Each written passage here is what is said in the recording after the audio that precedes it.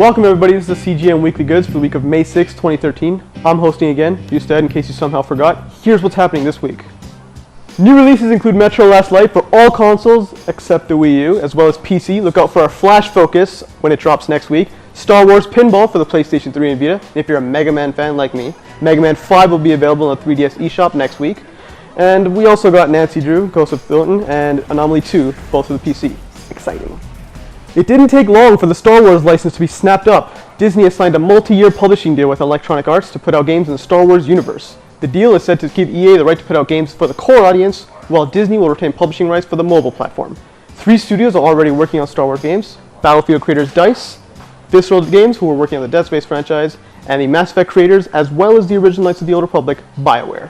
No word on how all this affects Star Wars games that were cancelled when LucasArts was shut down, but I can hope that Star Wars 1313 will survive and somehow be put out. There's a new Wolfenstein game in the works. Described as a reimagining of the franchise, Wolfenstein: The New Order is slated to release on PlayStation 3, Xbox 360, PC, and next-gen platforms. No Wii U. The New Order is being developed by Machine Games, which is comprised mostly of former Starbreeze employees, and is being made on the id Tech 5 engine. All of this is being published under the Bethesda Softworks umbrella. So get ready to go back to World War II as BJ Blazkowicz.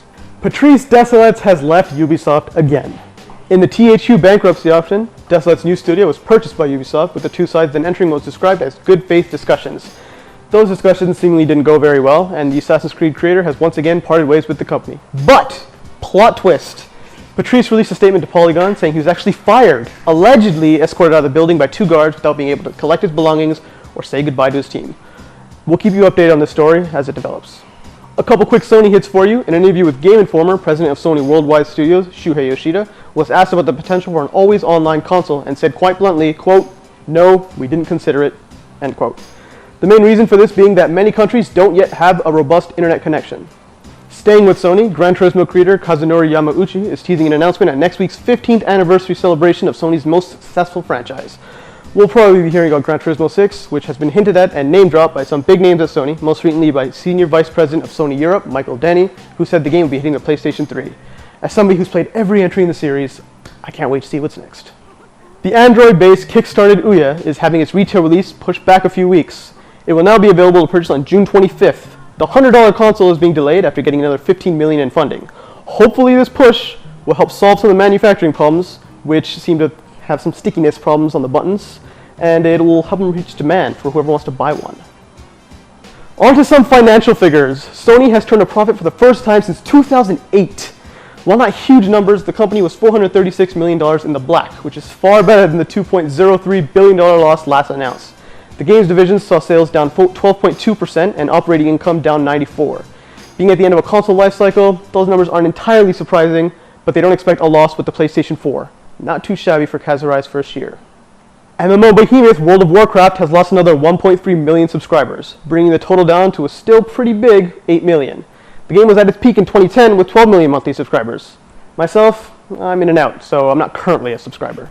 FIFA 13 has sold a staggering 14.5 million copies so far, which is up 30% from last year. Another EA title, SimCity, has sold 1.6 million copies since its release in March. Half of those sales are digital. Capcom is reporting some mixed sales figures. Resident Evil 6 hit the 4.9 million figure mark, but the pace of its sales plateaued and it didn't hit projections, so I guess that's a little disappointing for them. No specific numbers on any of these next titles, but Dragon's Dogma became an unexpected hit for the company. DMC put up, quote, solid numbers, and Monster Hunter 3 became a smash hit. And finally, it seems we can't go a single week without layoffs. Timegate Studios, co-developers on Aliens Colonial Marines, has laid off its entire staff, according to Kotaku. The news is just breaking, so we don't have any specific numbers yet. We'll keep you updated. All the best to those affected. That's all the news. Go to CGMagazine.ca to check out some of our latest content. As I mentioned last week, I was at Ubisoft Toronto and got to check out Splinter Cell Blacklist, Co-op, and Spies vs. Mercs. So I got some interviews with some of the development team members. Go to our website to check some of that out. CGM was at Toryuken this past weekend, and we've got some footage of the event, including interviews with some of the players. Keep checking back for more on that. We've also got an interview with Don Cheadle for Iron Man 3 and an editorial on the subject of gender versus sex in comics. We've got a new contest for you. If you want a signed copy of Mortal Kombat 9 or Injustice Gods Among Us, stay tuned to CGMagazine.ca to find out who can win. Both copies of the game are signed by creator Ed Boon, so you want this. As always, leave your comments below where I'm standing, and I'll lean down and check them out. Read us, subscribe to our magazine, check out our videos, do everything. I'm Ustad, this is the Weekly Goods. Who knows who the host will be next week? Be sure to check back then.